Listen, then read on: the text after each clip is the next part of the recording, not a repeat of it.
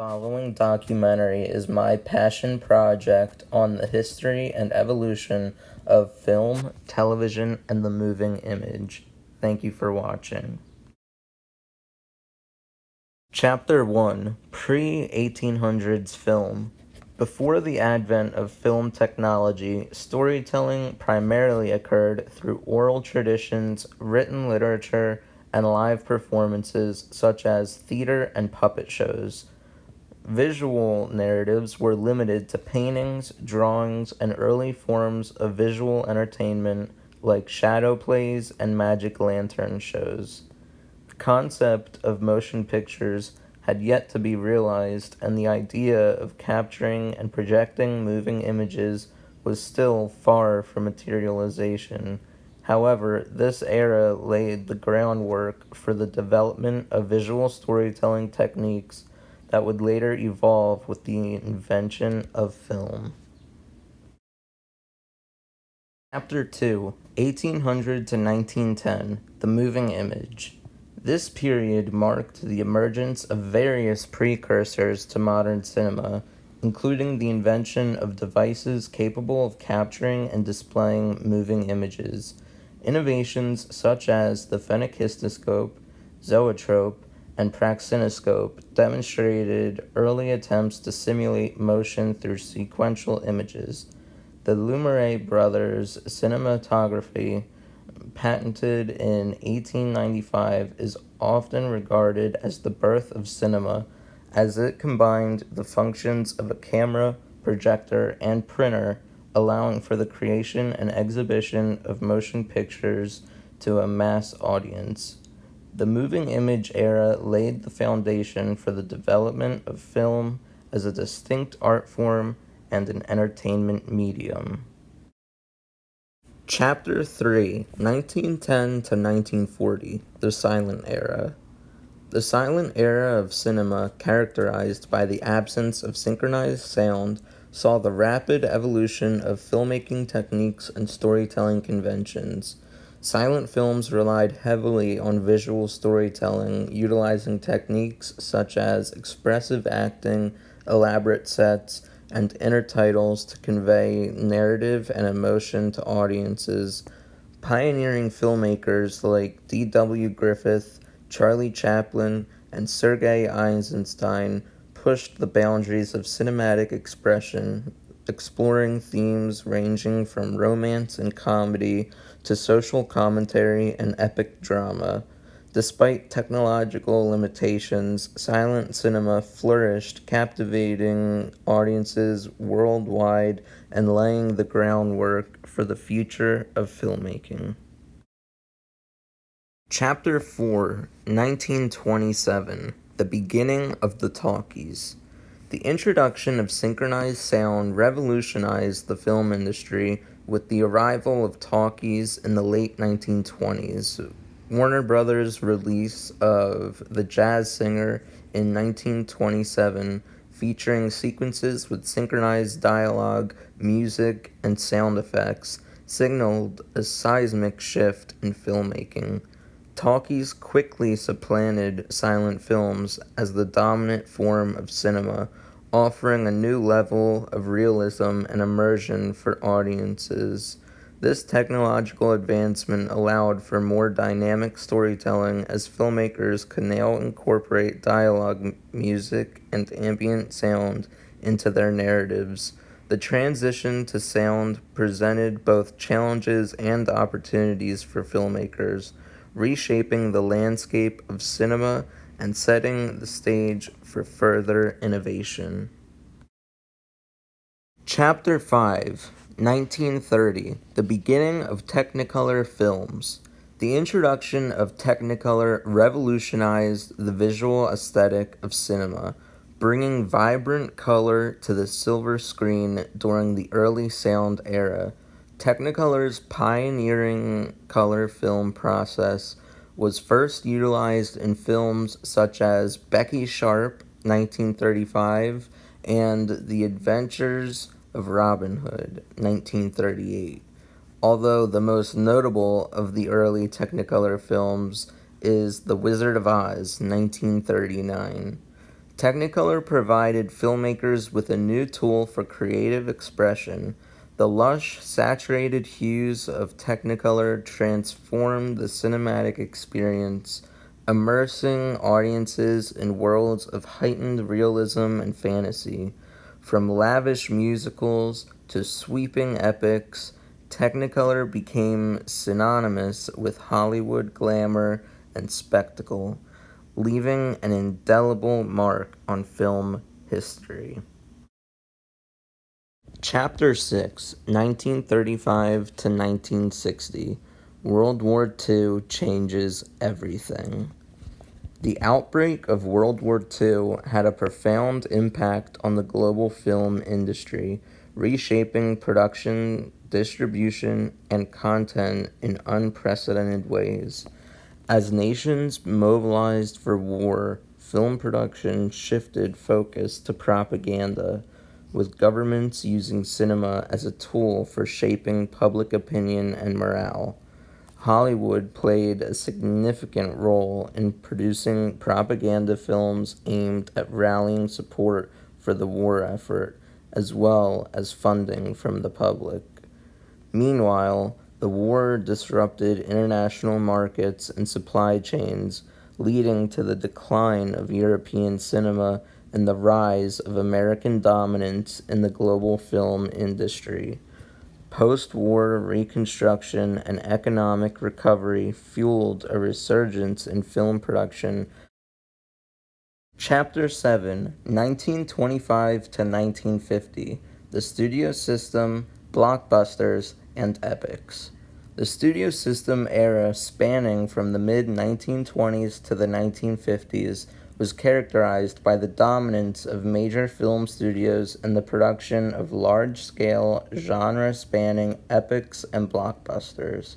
Hollywood's vertically integrated studio system exerted control over all aspects of filmmaking, from production and distribution to exhibition, resulting in a standardized approach to content creation. Studios churned out a steady stream of high-budget spectacles designed to appeal to mass audiences, often featuring elaborate sets, star-studded casts, and sprawling narratives. Epic films such as Gone with the Wind and Ben-Hur became cultural landmarks, defining the blockbuster mentality that continues to influence mainstream cinema to this very day. Chapter 8, 1950 to 1970. Television takes over Hollywood and the entertainment industry. The rise of television posed a significant challenge to the film industry during the mid-20th century, leading to shifts in audience behavior, viewing habits, and content consumption. As television ownership became widespread in households across America, cinema attendance declined, prompting studios to adapt their strategies to compete with the new medium. Hollywood responded with innovations such as widescreen formats, 3D technology, and larger-than-life epics aimed at enticing audiences back to the theaters. Despite the competition posed by television, cinema endured as a powerful cultural force, continuing to evolve and innovate in response to changing trends and technologies. Chapter 9. The 60s begins the revolution, and 1968 through 1980 begins the new Hollywood era, which introduces exploitation of sex, violence, crime, and blaxploitation into the film world. To explain these majorly important decades in the evolution of the film industry, in the 1960s, movies started to change a lot. Directors made movies that were different from anything people had seen before. They talked about new things and showed things that were considered shocking. It was at a time of big change in movies. Movies in the late 1960s and 1970s were edgy and talked about stuff that was considered taboo. Directors weren't afraid to show nudity, sex, violence, and crime in their movies. The 1960s marked a period of profound social and cultural upheaval, catalyzing a revolution in filmmaking characterized by experimentation, rebellion, and the rejection of traditional norms. Filmmakers of the 1960s and 70s challenged conventions of storytelling, aesthetics, and morality, pushing boundaries and exploring taboo subjects with newfound freedom and audacity. The rise of independent cinema, the influence of European art house movements, and the emergence of a countercultural ethos all contributed to a wave of creativity and innovation in filmmaking. From the French New Wave to the American New Hollywood movement, the 1960s signaled a seismic shift in the cinematic landscape, laying the groundwork for the transformative decade that followed. The late 1960s and 1970s witnessed the rise of New Hollywood, a period of creative freedom and experimentation characterized by bold, boundary-pushing filmmaking. Filmmakers like Martin Scorsese, Francis Ford Coppola, and Steven Spielberg challenged the conventions of mainstream cinema, exploring themes of sex, violence, crime, and social upheaval with unprecedented realism and intensity. Concurrently, exploitation cinema emerged as a subversive and controversial genre, often exploiting sensationalistic themes such as sex, violence, and racial stereotypes for commercial gain. Blaxploitation movies were a genre of films in the 70s that typically featured African American actors in lead roles. They often focused on themes of crime, action, and empowerment, but they were criticized for reinforcing stereotypes and exploiting African American culture for profit. Blaxploitation films addressed issues of race and identity within the context of urban crime dramas, reflecting the social and political tensions of the era. Chapter 10: The 90s New Hollywood Part 2. The 1990s saw a resurgence of the independent spirit that defined New Hollywood, as a new generation of filmmakers emerged to challenge the status quo and push the boundaries of cinematic expression. Directors such as Quentin Tarantino, Steven Soderbergh, and the Coen brothers revitalized American cinema with their distinctive voices and innovative storytelling techniques. The rise of indie darlings like Pulp Fiction, Sex, Lies, and Videotape, and Fargo signaled a return to the creative risk-taking and artistic experimentation of the 1970s, earning critical acclaim and commercial success. The 90s New Hollywood movement reaffirmed the enduring power of independent cinema to challenge conventions and inspire audiences. Chapter 11: 1970 to Now. CGI, special effects, SFX, new age blockbusters, indies, and cheesy formulaic movies. The advent of computer-generated imagery, CGI, and advancements in special effects technology revolutionized filmmaking in the late 20th century, ushering in an era of visually spectacular blockbusters and genre-defying indie films. The rise of CGI enabled filmmakers to create increasingly elaborate and immersive cinematic worlds, pushing the boundaries of imagination and storytelling. Meanwhile, the blockbuster mentality of Hollywood gave rise to a wave of high-concept, effects-driven spectacles aimed at global audiences. Alongside the rise of mainstream blockbusters, independent cinema flourished, offering alternative voices and perspectives outside the studio system. However, the proliferation of formulaic storytelling and derivative franchises also led to a saturation of the market, with many films prioritizing spectacle over substance. For example, as great and iconic as the Rocky movies are, every one of them uses the same formula. Rocky wants to fight, but he's told he's not good enough. He's told his opponent is too good and too strong. He's told he's too old and he's supposed to be retired. And he's got brain damage from his fights and is told he'll go blind or deaf. But then he still takes the fight, he still trains, he still gets in the ring, he still has the fight, and he still wins, whether it's a moral victory or actually winning the match. That said, I still love Rocky, so they've accomplished their mission of having a repeatable formula that people will still love every time. From the 1980s to the present day, the film industry has become increasingly driven by trends, marketability, and audience demographics, shaping the content and aesthetics of mainstream cinema.